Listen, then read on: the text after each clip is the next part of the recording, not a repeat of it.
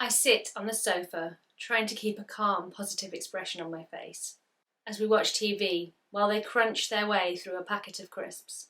I can't focus on anything but the sounds. The crinkle of the packet as their hand reaches in, the crunch of the crisps in their mouth, the slurp as they lick their lips to catch the last of the saltiness. I work hard to keep my face calm as I battle with anxiety and irritation inwardly, because they should be allowed to eat crisps without judgment. It's unreasonable to find the sounds that they're making this annoying. If I show annoyance, I will be in the wrong. But I want to scream and grab the packet and make it stop. Can you relate? If so, then you might be experiencing misophonia. Misophonia is a disorder in which particular sounds trigger emotional and/or physiological responses, which from the outside can seem completely unreasonable and out of proportion.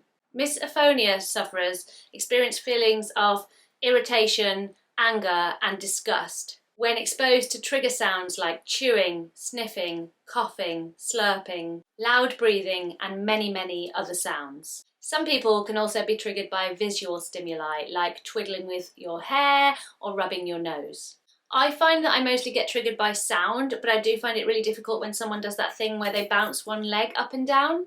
You might feel angry and have an urge to lash out at whoever is causing the misophonia to be triggered. I found it especially difficult when my eldest daughter experienced significant allergy symptoms in relation to our cat.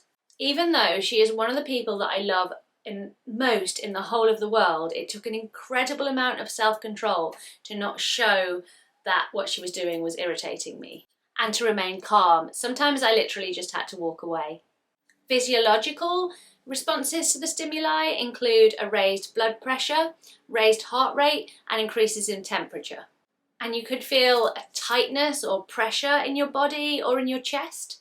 It usually begins between the ages of 9 and 12, and it often runs in families. My youngest daughter started experiencing it this year, and she's 11.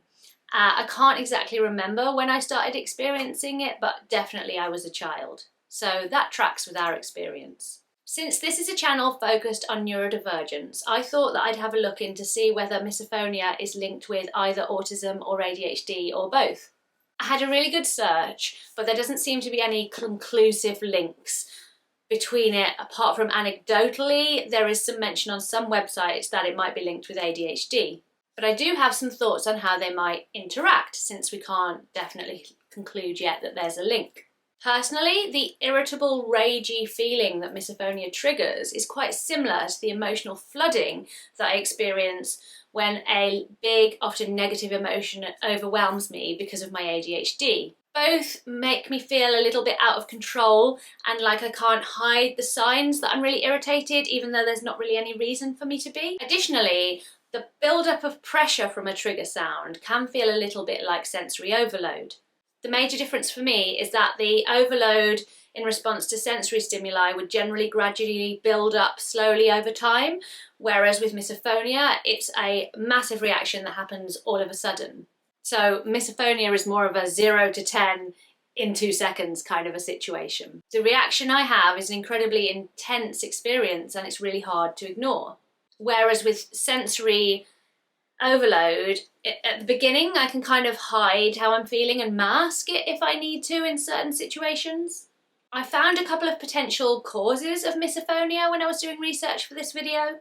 One small study suggests that it could be down to hypersensitivity in the part of the brain responsible for processing sound and the network responsible for deciding which sounds to pay attention to. A second study proposes that it could be down to having a larger amygdala volume, and the amygdala is the part of the brain responsible for processing emotions. Whatever the reason, I think it's useful to check whether you have misophonia alongside your autism and ADHD so that you have the full picture of what you need to be accommodating in your life and what that means in terms of self-care.